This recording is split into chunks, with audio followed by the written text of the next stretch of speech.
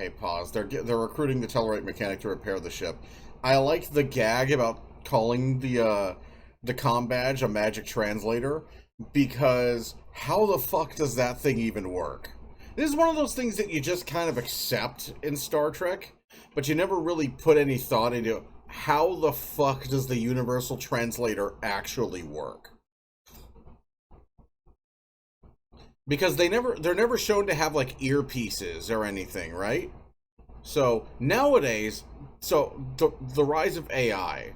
Nowadays we have simultaneous translation where you can say something, and if you have like an earpiece and like a translator that's like listening to what's said, it'll automatically translate it and relay the translation to your earpiece, and it'll sound like my voice right now speaking to you, right? If I was like speaking something like a like Spanish or Japanese or whatever, I like it would sound like my voice talking to you in a language you could understand. So we already technically have the Universal Translator today, which is cool, but that's not how it works in Star Trek. There's been a lot of fan wank and fan theorizing over the course. I have the TNG technical manual. I probably have to like dive through it to see how the fuck it works. In fact, I can do one better. I have one better than that. Hang on. Let's see if they explain it. I spent money on this shit. I'm gonna use it.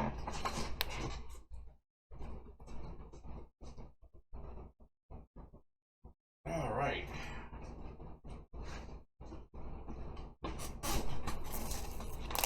I actually have the friggin' Star Trek Encyclopedia. Let's see. Let's see. Lawn Suitor, Synaptic Scanning, Tarok Nor, USS Thunderchild, Uniform. Okay. Uniform, Universe, Universal Selection. That's an episode. Universal Translator. Let's see. What does it say? Device used to provide real-time, two-way translation of spoken languages. It operated by sensing and comparing brainwave frequencies, then selecting comparable concepts to use as a basis for translation. Kirk used a handheld Universal Translator to communicate with the life form known as the Companion in 2267, Metamorphosis TOS. A software version of the Universal Translator was programmed into the Enterprise D's main computer. This enabled real-time communications with such life forms as the Nanites in Evolution TNG. The comm badges worn by Starfleet personnel in the latter half of the 24th century incorporated miniature Universal Translators, the 37's Voyager. Even smaller versions of the Universal Translator could be inserted into the outer earpieces, providing unobtrusive operation. Such devices could, however, be disrupted by exposure to beta radiation. Little Green Men, DS9. Alright, that's Quark. That's that scene of like Quark tapping at his ear from Little Green Men. He's trying to get the translator working right. And like all the like dumbass like all the dumbass humans are just sort of like tapping their heads like he's trying to communicate. Which he is, just not in the way they think. The Universal Translator generally requires an adequate sample of a language in order to establish a translation matrix. Sanctuary DS9. The Universal Translator aboard the USS Voyager had great difficulty in translating the language used by a mysterious civilization called the Swarm in 2373. The Swarm, Voyager. There's a little addendum here by the Encyclopedia scribes. Actually, we figured that Paramount somehow managed to install the Universal Translators in everyone's television receivers, which could also explain why so many of the galaxy's life forms seem to be speaking English and other Earth languages. Haha.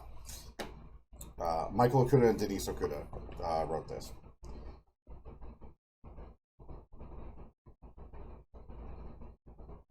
So yeah, it's the TARDIS. It's magic mind trickery is what's going on. As to like how the Universal Translator works. It's fucking with your brain. Sleep well, my Star Trek Adventures players. Now that I am armed with this knowledge that the Universal Translator is fucking with your brain. You know who you are. Sleep well. Now that I have actual confirmation of that from Michael and Denise fucking Okuda. Michael Okuda, once upon a time, back when this book was released, what is the publishing date? Let's see, what is the publishing date of the Star Trek Encyclopedia I have?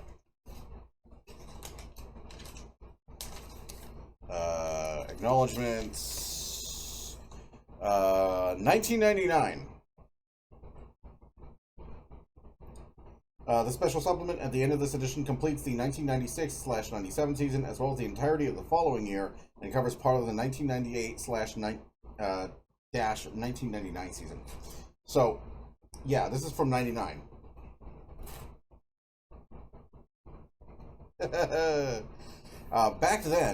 Back all the way through the run of Enterprise, Michael Okuda's entire job was to know more about Star Trek than you did. That was it. That was his gig at Paramount. That was what he did for Star Trek Productions.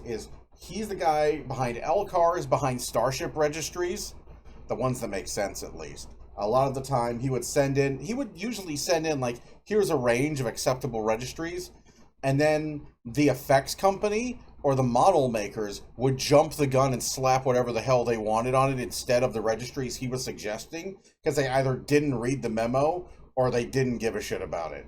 And that's why you see so many crazy registries, like the Akira, the Thunderchild, having a registry that begins with like 60 something thousand, as opposed to what it should be, which is in the 70,000s.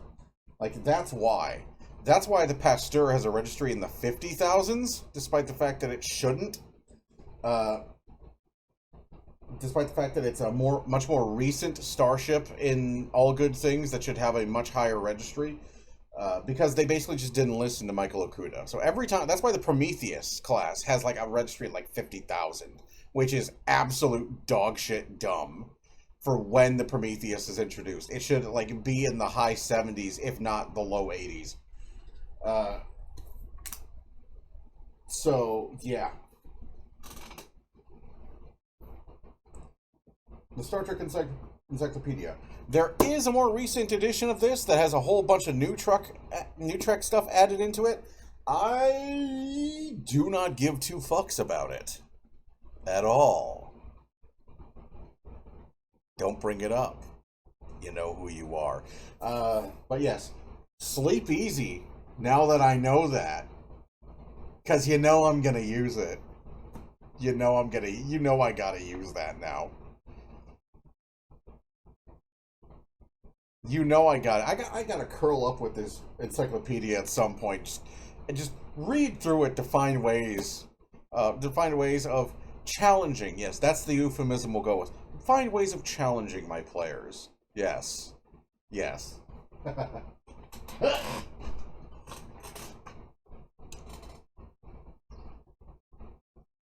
I drink my coffee with my pinky out because people gonna die. You're not all going to die. Just most of you.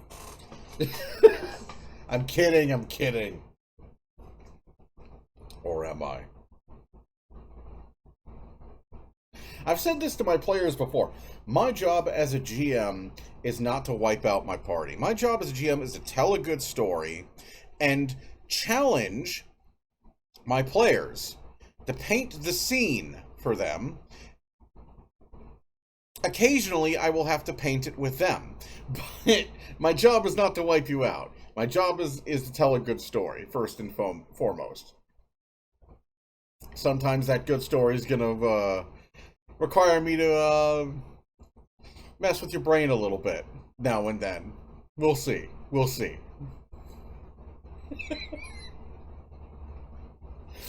I can hear my player. I know who's going to be listening to this, and I can hear my players cursing right the fuck now. I can hear... You know who you are, and I can feel you cursing at me right now. That's okay. It's okay. I'm at 2409. I'm at the beginning of Star Trek Online. How about that? Hitting play.